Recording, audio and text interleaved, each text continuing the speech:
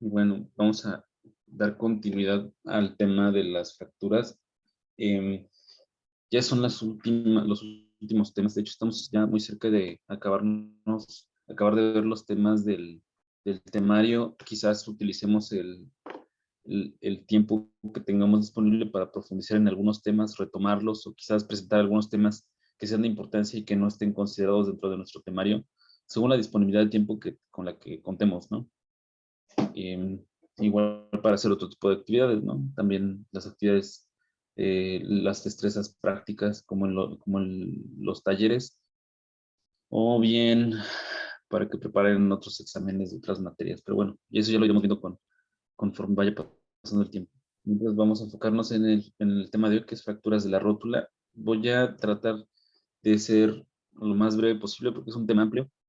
Por favor, ahí avísenme cuando nos queden 5 minutos. Sí, doctor. Gracias. Bueno, entonces la rótula se considera un hueso sesamoideo, el más grande de todo nuestro esqueleto, y la rótula constituye un sistema, o un aparato, mejor dicho, que se llama mecanismo del aparato extensor, que está compuesto por el músculo cuádriceps, como lo podemos ver en la imagen, el tendón del cuádriceps que conecta el músculo con el hueso como tal, o con la entesis, que es la interfaz entre tendón y hueso, la rótula como tal, y el tendón rotuliano, y termina con la tuberosidad tibial anterior. Ese es el mecanismo extensor. Y la rótula es el hueso que aumenta el brazo de palanca para que los esfuerzos del cuádriceps para la extensión de la rodilla sean menores. La rótula aumenta la potencia del músculo, hace más eficiente la fuerza de contracción del cuádriceps para hacer el esfuerzo para la extensión de la rodilla. Entonces, su función es esencial, es fundamental en el movimiento de la rodilla. La rótula está unida, es muy importante esto que voy a describir, porque la rótula está unida al cuádriceps a través de dos retináculos, que son los que podemos ver señalizados aquí en esta diapositiva, el medial y el patelar. La integridad de los retináculos también será muy importante para la estabilidad de la rótula. La estabilidad de la rótula se lo debe a las estructuras, a la configuración anatómica del hueso como tal, pero también a el balance, la estabilidad brindada por los dos retináculos, por los dos alerones.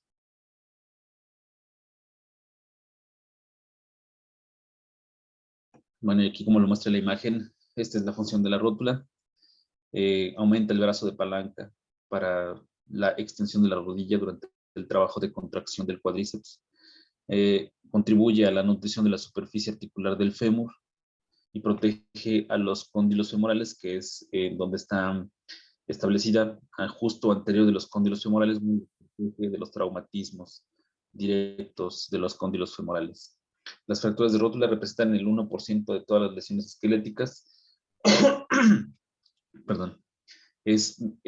Al tener una predominancia de estas lesiones, al tener una predominancia en lesiones traumáticas, entonces la, la tendencia es que es 2 veces más frecuente en masculinos que en femeninos, ¿no? Y por esta misma razón es que el grupo en donde más es frecuente este tipo de lesiones es en la edad productiva, en la edad en la que más actividad se desempeña y que por lo tanto hay mayor riesgo de traumatismos o de sobreesfuerzos, que son los dos mecanismos por los que se va a fracturar la rótula. Fracturas por el estrés físico, por la demanda física y por los traumatismos, por los impactos. Bueno, este último punto se me olvidó mencionarlo, son bilaterales, son poco frecuentes. Es muy importante que sepamos esto, bilaterales son poco frecuentes. Vamos a ver más adelante que hay un dato en las radiografías que se llama rótula bipartita, que es una falla en en la osteogénesis, en la fusión de las zonas de cartílago de crecimiento, en donde un fragmento de la rótula queda sin fusionarse al resto de la rótula, y eso se llama rótula bipartita, es decir, que es una rótula que está en dos porciones, una mayor y otra menor. Y que se puede confundir con una fractura de la rótula. Una rótula bipartita, ¿cómo podemos darnos cuenta? Porque una rótula bipartita, que es una condición congénita, pues se va a presentar en la mayoría de las veces de manera bilateral. Y entonces ahí es donde podríamos descartar que la lesión sea traumática, dado que la fractura de la rótula generalmente es unilateral, ¿de acuerdo? Aquí en la imagen que tenemos, en la imagen radiológica, pues ahí podemos ver el trazo de fractura. Es un trazo transverso, aparentemente simple y con un desplazamiento mínimo, pero sí podemos ver la solución de la continuidad desde la cortical anterior hasta la posterior de toda la rótula. Bueno, mencionaba esto hace un momento. Hay dos mecanismos de lesión principales para la fractura de la rótula. Hay dos mecanismos principales. Uno es el directo, que son impactos, traumatismos directos, transmisión de fuerza en un momento muy corto, transmisión de fuerza importante en un momento muy corto, como por ejemplo en un accidente automovilístico o en una caída sobre las rodillas, algo que impacte directamente sobre la rótula. Entonces, eso es un mecanismo directo y podrá darnos diversos trazos fracturarios dependiendo de las fuerzas, de la dirección de las fuerzas que actúen sobre el hueso, sobre la rótula, y dependiendo de la cantidad de fuerza transmitida en ese periodo corto de tiempo. Entonces, eso nos dará trazos, vamos a ver ejemplos con imágenes más adelante, trazos incompletos, simples, estrellados, con minutos, con desplazamiento mínimo, fracturas in situ o con un desplazamiento máximo, sobre todo en fracturas transversas, que es común que el tendón del cuádriceps haga tracción, haga una abulsión del polo superior versus el tendón rotuliano que haga una tracción hacia caudal o hacia distal, ¿no? Del polo inferior de la rótula. Es cuando vamos a ver desplazamientos importantes. ¿Por qué es importante que nosotros sepamos si es una fractura in situ o una fractura con desplazamiento? Porque este criterio es uno de los criterios principales que nos va a permitir definir el tipo de manejo conservador versus quirúrgico. Y tenemos el otro mecanismo de lesión que es el indirecto, ¿no? Que esto nos pone como un ejemplo una contracción violenta del cuádriceps versus una resistencia de la rótula, como cuando tenemos una rodilla en semiflexión y se realiza una contracción violenta del cuádriceps. Ahí es donde puede haber una fractura por mecanismo indirecto, por la tracción del polo superior por efecto del cuádriceps y que esto pueda avulsionar la rótula. Entonces sería una fractura por avulsión y no por una contusión, ¿no? Como en el mecanismo directo. También nos pone como ejemplo una caída sobre la rodilla flexionada, en donde la pierna flexionada quede justo por debajo del cuerpo, como si el paciente quedara sentado sobre su pierna con la rodilla flexionada. Se va a hacer un movimiento forzado, violento, que va a traccionar todo el mecanismo extensor de la rodilla, y el punto débil del mecanismo extensor de la rodilla en la mayoría de las veces es la rótula, ¿no? El músculo puede ser elástico, el tendón también, pero el hueso no es elástico, sobre todo si es un hueso porótico, si es un hueso con una densidad ósea disminuida.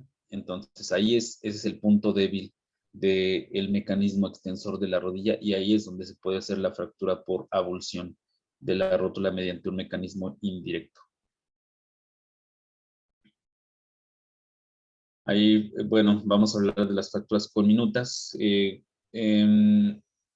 Las fracturas conminutas generalmente son secundarias a una contusión directa sobre la rodilla. Generalmente es una rodilla en flexión. Aquí nos pone como un ejemplo accidentes de tráfico, un accidente automovilístico en el que el paciente va con las rodillas flexionadas porque va en el asiento y su rodilla impacta contra la parte frontal del tablero del auto, ¿no? Del coche. Toda la fuerza del tablero, toda la fuerza del choque se transmitirá hacia la rótula y por lo tanto puede dar una lesión tan compleja como por ejemplo una lesión, una fractura multifragmentaria. En el caso de las fracturas multifragmentarias, a veces, como es un hueso porótico y al ser un hueso con un trazo complejo, con multifragmentación, con conminución, no es tan fácil poner un implante como unos tornillos de compresión o como un cerclaje, que es un anillo con un alambre de acero para rodear toda la rótula y de esta forma hacer una osteosíntesis, volver a unir todos los fragmentos. Es algo por demás difícil y que generalmente no solo representa una técnica quirúrgica difícil, sino que los resultados los resultados que vamos a tener de una reparación de ese tipo, una rótula conminuta, no son alentadores. Generalmente evolucionan hacia el desplazamiento, hacia la conminución mayor durante el procedimiento quirúrgico y hacia la pseudoartrosis, hacia el fallo de la cicatrización. Al ser esto conocido, entonces, cuando estamos ante una fractura multifragmentaria, un trazo complejo, una fractura conminuta, muchas veces se debe de evaluar la posibilidad de hacer una patelectomía. Aquí tenemos una imagen, es una idea general de cómo se haría una patelectomía, una extracción de la rótula. Se extrae la rótula junto con las porciones mediales del tendón del cuádriceps y rotuliano y se dejan los dos alerones del tendón del cuádriceps o del tendón rotuliano para volver a unirlos. Esto reduce la potencia o la fuerza para la extensión de la rodilla en un 50%, porque justamente esa era la función que se pierde con la extirpación de la rótula, con la patelectomía. Si nosotros tenemos una fractura, aunque fuera multifragmentaria, aunque fuera un trazo complejo, pero no hay desplazamiento, podríamos manejar este problema, este padecimiento con un manejo conservador, con una colocación de un tubo de yeso o de fibra de vidrio con una rodilla en semiflexión, lo vamos a ver más adelante con ejemplos, pero se puede establecer un manejo conservador cuando la fractura no tiene desplazamiento. Cuando estamos ante un trazo simple, como por ejemplo en la imagen de nuestra derecha, abajo, cuando tenemos un trazo simple y este trazo simple está desplazado como nos lo muestra la imagen, al tener dos fragmentos principales óseos, entonces sí tenemos la oportunidad de muchos métodos quirúrgicos, ¿no?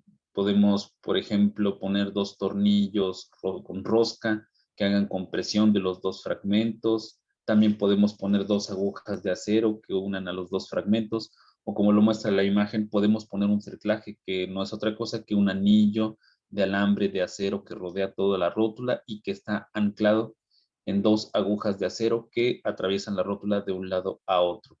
De hecho, ese es el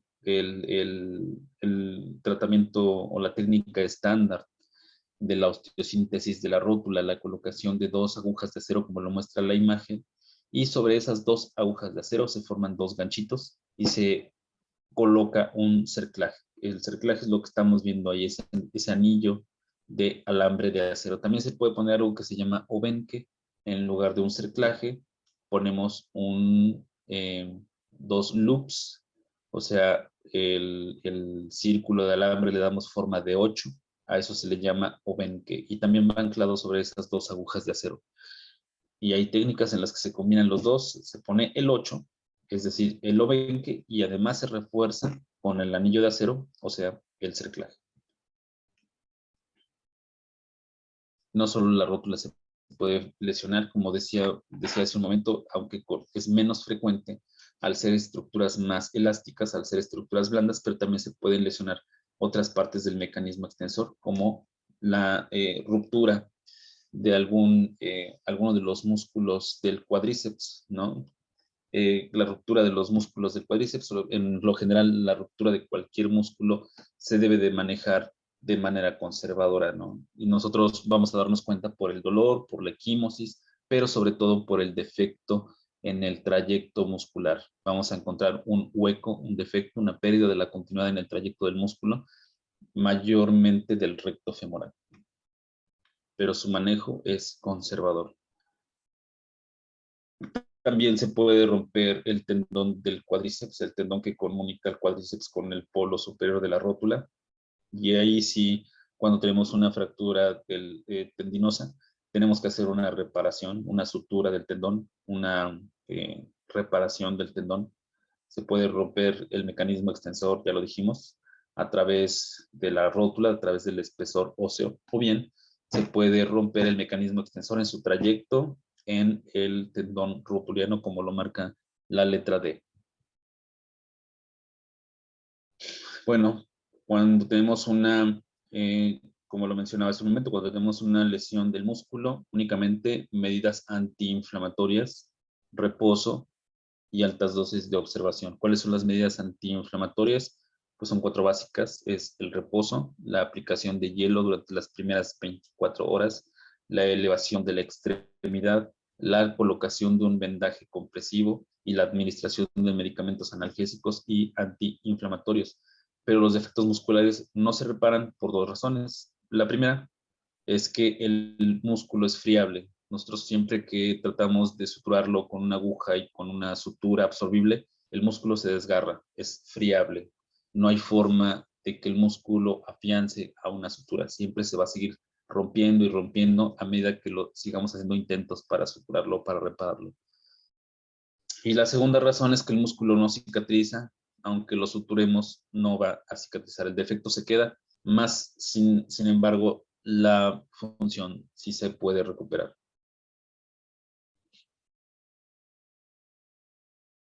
Esto ya lo habíamos mencionado, ¿no? El mismo mecanismo de una contracción brusca y por lo tanto un estiramiento brusco de las fibras musculares o de las fibras tendinosas pueden dar lugar a una solución de la continuidad, a una ruptura. Eso también ya lo mencionamos, los tendones del cuádriceps y también el tendón rotuliano. Los tendones en lo general siempre deben de repararse y deben de repararse mientras más rápido, mucho mejor. Una ruptura tendinosa, una lesión tendinosa tiende a contraerse. El músculo siempre tendrá esa tendencia a contraerse, y si tenemos ya una lesión tendinosa, una ruptura tendinosa, el mismo tono muscular provocará que el tendón cada vez vaya retrayéndose más y que cada vez sea más difícil afrontar los 2 cabos de tendón para volver a suturarlos. Entonces, estas reparaciones se deben de hacer a la brevedad posible. Lo mismo aplica para el tendón rotuliano. Cuando nosotros tenemos una lesión del tendón rotuliano, debemos hacer una reinserción, una reparación tendinosa a la brevedad posible. La sospecha la tendremos con el cuadro clínico: una flexión forzada de la rodilla, un mecanismo de contracción violenta del cuádriceps, de una extensión violenta de la rodilla. Vamos a tener dolor, incapacidad funcional, aumento de volumen, pero sobre todo el signo clínico que más nos va a orientar es la equimosis, y si nos permite los síntomas o el edema, la exploración, el defecto del tendón del cuádriceps. Y hablando de los estudios de imagen, para diagnosticar lesiones tendinosas o lesiones musculares o lesiones de los tejidos blandos en lo general, nos apoyaremos del ultrasonido. Son lesiones que obviamente no las vamos a ver en no las vamos a ver en una radiografía, las vamos a tener que ver en un estudio dirigido a partes blandas, como un ultrasonido del aparato musculoesquelético. Esto ya lo mencionábamos, ¿no? El defecto siempre, las lesiones tendinosas deben de buscarse, siempre deben de repararse y deben de repararse a la brevedad posible.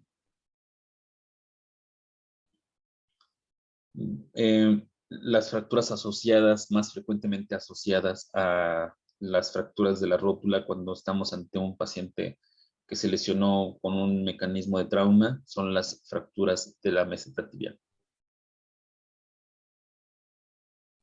Siempre cuando nosotros tenemos fractura de la rótula, debemos de hacer un examen radiológico, debemos de pedir 2 proyecciones, una proyección anteroposterior y una proyección lateral, para que nosotros podamos establecer bien la morfología del trazo fracturario, para que podamos saber si se trata de una lesión efectivamente de una fractura de la rótula o si se trata de una condición congénita como la rótula bipartita, pero también para buscar lesiones asociadas, lesiones óseas asociadas, como lesiones en los cóndilos femorales, como lesiones osteocondrales en la pared posterior de la rótula o como lesiones de la meseta tibial.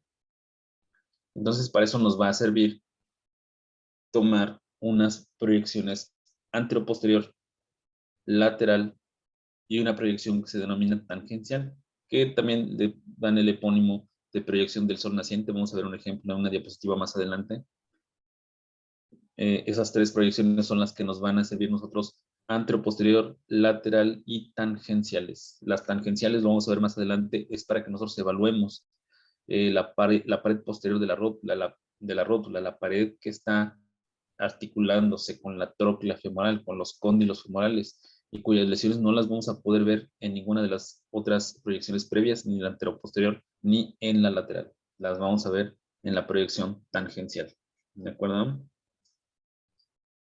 Bueno, el cuadro clínico de la lesión de la rótula, debemos de establecer la sospecha, retomando la información que ya comentamos, en aquellos pacientes que tengan un antecedente de lesión por trauma, con incapacidad funcional, con deformidad, con aumento del volumen de la articulación, que nos pueda sugerir que hay derrame articular, que hay una colección de sangre dentro de la articulación. También lo vamos a considerar en aquellos pacientes con una calidad de hueso disminuida. Esto es lo que yo les mencionaba. Nosotros tenemos que establecer nuestro criterio diagnóstico definitivo basándonos en las imágenes radiológicas. Aquí tenemos un ejemplo de una rótula bipartita. Aquí lo dice en la presentación, el 8% de la población tiene una rótula bipartita, solo el 8%, y la podemos confundir este hallazgo con una fractura de la rótula. Pero si lo observamos en una proyección lateral, vamos a ver las diferencias, ¿no? Una rótula bipartita tiene los bordes lisos. Si lo comparamos con un trazo fracturario que tiene los bordes espiculados, dentados, vamos a decirlo así. Una rótula bipartita ya tiene sus bordes redondeados, ¿sí? Ya tiene sus bordes romos, ya no son espiculados como cuando se trata de una fractura. Entonces ahí está la diferencia entre una rótula bipartita y una fractura de la rótula. De la rótula bipartita, generalmente ahí se va a ver ese defecto, esa rótula bipartita, generalmente ahí lo vamos a ver en el polo lateral y superior de la rótula. Y como lo decimos hace un ratito, es bilateral en el 50% de las personas. Así que si nos surge la duda, podemos tomar una radiografía de la otra rodilla, la rodilla sana, y si nos vuelve a salir una rótula bipartita, pues ya estaríamos descartando la fractura de la rótula. Esta es la proyección. Doctor, ya quedan 5 minutos. Ay, caray. Bueno, vamos a ver la última diapositiva. Y después vamos a continuar con este tema el día de mañana, ¿de acuerdo? Todavía nos quedan bastantes diapositivas. Esta es la proyección axial o proyección del sol naciente o proyección tangencial, ¿de acuerdo? Aquí está la técnica de cómo se toma, cómo se coloca la fuente de rayos X y cómo se coloca el chasis y la posición de la articulación. Y esto nos va a permitir ver, como lo vemos aquí en la descripción, cómo está, si hay fracturas en la superficie del cóndilo femoral o si hay fracturas en la superficie articular de la rótula. Solo lo vamos a poder ver a través de la proyección axial o tangencial. ¿De acuerdo? Bueno, el tema es muy amplio. Traté de irme lo más rápido posible, pero vamos a terminarlo en 2 clases. Tenemos tiempo suficiente para que los temas que sean amplios vayamos comentándolos de la manera más profunda que se pueda, ¿no? Ok, bueno, entonces nos vemos mañana. Las dudas o los comentarios los vamos a dejar para la clase de mañana, ¿de acuerdo? Sí, doctor. doctor. Hasta mañana. Bueno, hasta mañana, que Gracias. descansen. Igualmente, hasta mañana.